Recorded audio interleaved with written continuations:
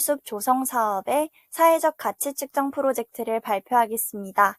포레스트 스케일팀 발표자 이혜진입니다. 코로나19 모든 시설의 방문객이 줄어들고 사회가 정체되었습니다.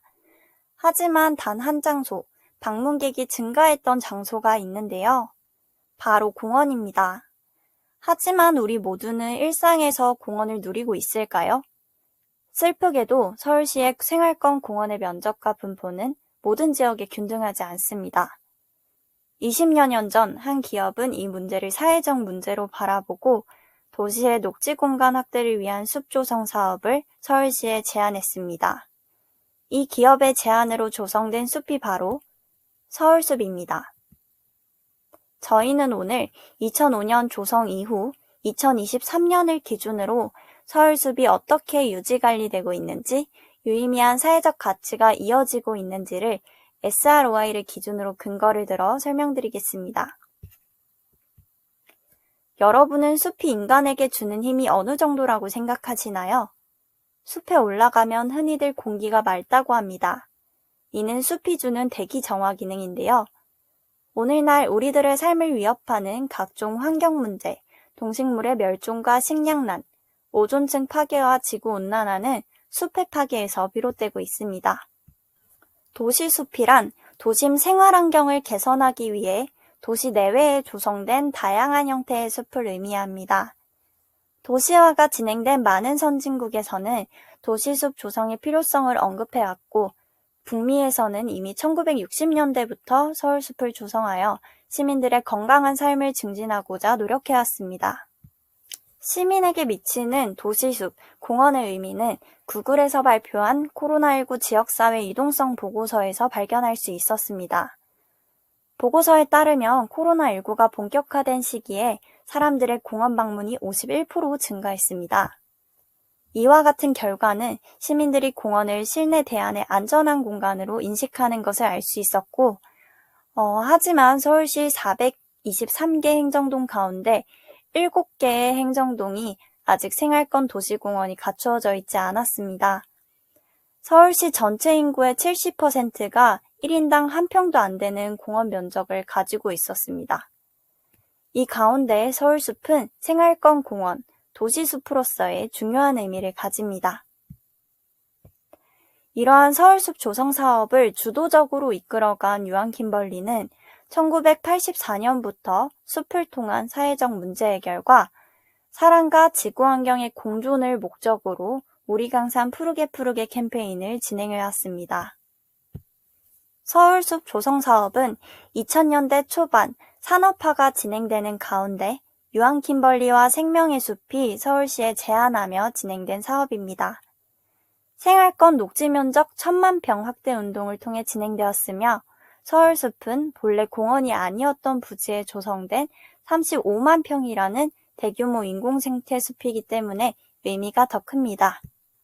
이렇게 조성된 서울숲은 현재 우리들에게 환경적, 경제적, 정신문화적으로 많은 것을 제공하고 있습니다. 또한 연간 방문객 758만 명으로 서울시에서 가장 규모가 크고 관광객 수, 외부 관광객 유입 수가 높은 도시숲으로서 기능하고 있습니다. 이처럼 도시숲으로서의 역할뿐만 아니라 서울의 관광지로서 부상한 서울숲 조성 사업에 대한 사회적 가치 측정은 유의미한 결과를 도출할 것이라 생각했습니다. 사회적 가치 측정은 사회복지 현장에서도 중요한 의미를 가집니다. 현재 ESG에 대한 논의가 활발히 진행되고 다양한 이해관계자와의 협력을 통한 사회 문제 해결이 점점 중요해지고 있습니다. 하지만 ESG 3가지 영역 중 소셜 영역에서의 체계적 평가는 여전히 부족합니다. 체계적인 임팩트 측정이 불가능하고 객관적인 측정 자료가 없기 때문에 복지사업의 효과성을 검증할 수 있는 체제가 부족합니다. 이에 저희는 사회복지 현장에서도 사회적 가치에 대한 심도 있는 논의와 학습을 통해 기존의 평가체제를 돌아보고 체계적인 임팩트 측정이 필요함을 인식하며 해당 프로젝트를 진행했습니다. 저희는 여러 사회적 가치 측정 방법 중 SROI 기법을 채택하여 사회적 가치를 측정했습니다. SROI 기법은 사회적 투자 수익률인데요. 이해관계자별 결과물을 기준으로 기업이 사업에 투입한 가치와 창출한 가치를 화폐화해서 투입 대비 창출 가치를 산출하는 방법입니다.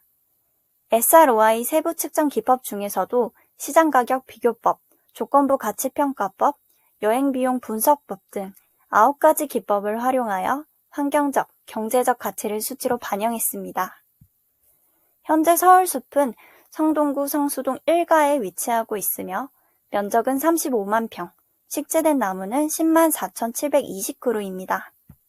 저희 사회적 가치 측정에 있어서 관리 주체를 잘 이해해 주셔야 합니다. 2005년 조성부터 2019년까지는 민간기관 서울그린크러스트가 맡았고 2020년 이후에는 서울특별시청 동부공원 여가센터에서 관리하고 있습니다. 저희는 서울숲 조성사업 관련 자료와 유사 사업인 뉴욕 센트럴파크 사업을 분석했으며 결과적으로 유한킴벌리, 동부공원 여가센터, 성동구, 서울숲 이용자, 서울숲 근방 거주자, 성수동 1가 상권으로 이해관계자를 설정했습니다. 지금부터는 6개의 이해관계자별 결과물과 결과물 지표를 기준으로 산출한 재무적 대용치를 살펴보겠습니다.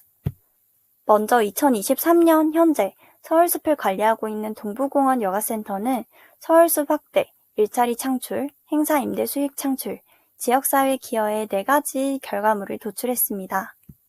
측정 방법으로는 보편서비스 비용법, 소득기여 분석법, 대체비용법, 시장가격보건법을 사용했고 지출액과 근로자 수 등을 기반으로 재무적 대용치를 산출했습니다.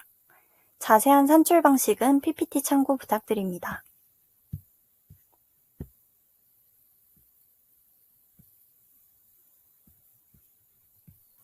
다음 서울숲이 속해 있는 최근방 상권인 성수동 1가 상권입니다. 시장가격 분석법을 사용했으며 2023년을 기준으로 타 성동구 주요 상권 대비 성수동 1가 상권의 임대료를 제외한 매출 차액을 비교했으며 상권 수익 상승을 측정했습니다.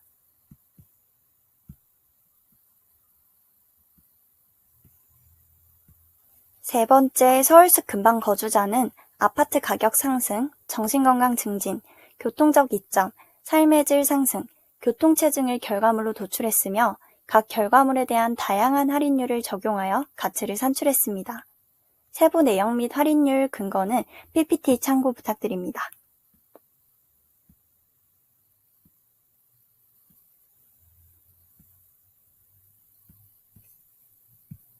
네 번째 서울숲 이용자입니다. 서울숲 여가문화 활성화와 여가공간 제공에 2가지 결과물을 도출했으며 방문객 수와 행사 진행 횟수를 기준으로 여행비용 분석법과 시장가격 비교법을 사용했습니다. 다섯 번째 성동구입니다. 환경적 영향을 고려하여 성수동보다 더 광범위한 성동구 전체를 이해관계자로 선정했습니다. 결과물은 공기질 개선, 기후 완화, 지역 인지도 상승이라는 3가지 결과물을 도출했으며 미세먼지 흡수량과 이산화탄소 흡수량을 기준으로 질병비용법과 예방비용법을 적용했고 SNS 언급량을 기준으로 시장비교법, 비교분석법을 적용했습니다. 마지막으로 2023년 조성사업 당시 기금을 조달한 유한킴벌리입니다. 기금 조달 기업 홍보효과, 도시 내 녹지공간 확대에 3가지 결과물이 도출되었습니다. 기금 조달액에 물가상승률을 적용하고 언론 홍보효과는 노출 횟수와 비율을 곱하여 계산했습니다. 결과적으로 총 재무적 가치는 5,650억, 866만 8,617원이었으며 서울숲 조성사업의 사회적 투자 수익률은 160.28%로 나타났습니다. 결론과 한계 및 제언은 다음과 같습니다. 끝으로 저희는 이번 프로젝트를 통해 서울숲이 단순히 아름다운 공간을 넘어 우리의 삶에 미치는 실질적인 영향에 대해 새롭게 바라볼 수 있었고, 이는 기업의 사회적 책임을 강조하는 좋은 사례였습니다. 앞으로 사회복지 현장에서 임팩트 측정의 필요성에 대한 인식이 향상되고 더 나아가 기업의 사회적 가치 창출이 확대되기를 기대합니다.